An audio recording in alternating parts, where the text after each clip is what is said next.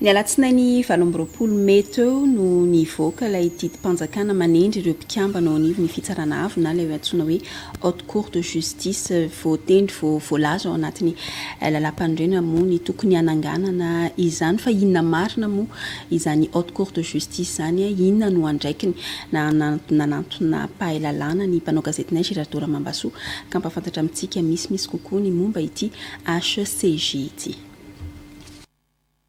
Voarakitra ao anatin'ny lalam-panorenana taorian'ny niverenan'ny fahaleovatenan'i Madagasikara fa tokony hatsangana ny fitsarana avo hitsara ny mpitondra ambony na ny haute cour de justice. Ny filoham-pirenena, ny filohan'ny fitsarana avo momba lalam-panorenana, ny prime ministre, ny mpikambana eo anivon'ny gouvernement ary ny filohan'ireo anteny merarontonta no anisany azo ametrana fitoriana eny anivon'ity fitsarana avo ity.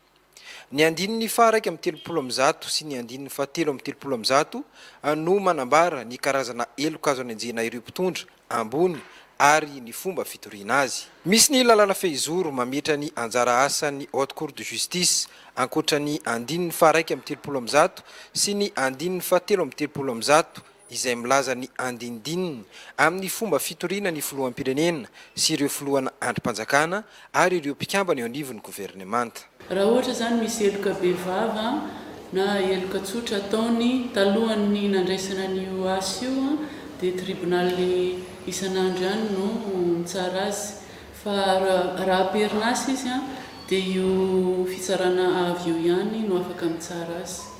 Mizara roa ny karazana olona ao anatiny ny atsasany dia magistrat, président ny cour suprême, cour de cassation ary etsy andaniny misy solitena ny solombavambahoaka, ny sénateur ary ny haut conseil pour la défense de la démocratie et de l'état de droit. Ny antony mahatonga an'izay satria amperinasa ilay olona dia presque juridico-politique zany lay fitsarana fa tsy fitsarana irery ihany tsotra irery ihany. Ho an'ny filoham-pirenena ny seule sanction dia ny déchéance. Fa ho an'ny sisan'izay dia afaka hoe ny code pénal mihitsy no appliquena raha ohatra hoe misy crime et délit. Raha tsaroantsika mantsy nisy débat be ny resaka hoe immunité parlementaire. Donc raha ohatra izy zany miviole olona na mangalatra rehefa amperinasa dia ny haute cour de justice ihany no afaka mitory anazy no afaka mitsara anazy fa raha ohatra hoe tena crime et délit le izy dia tena le sanction pénale ao anaty code pénal no appliqué. Fa ho an'ny filoham-pirenena renydriany ninona zany izay ataony dia ny déchéance ihany no afaka isanctionné anazy.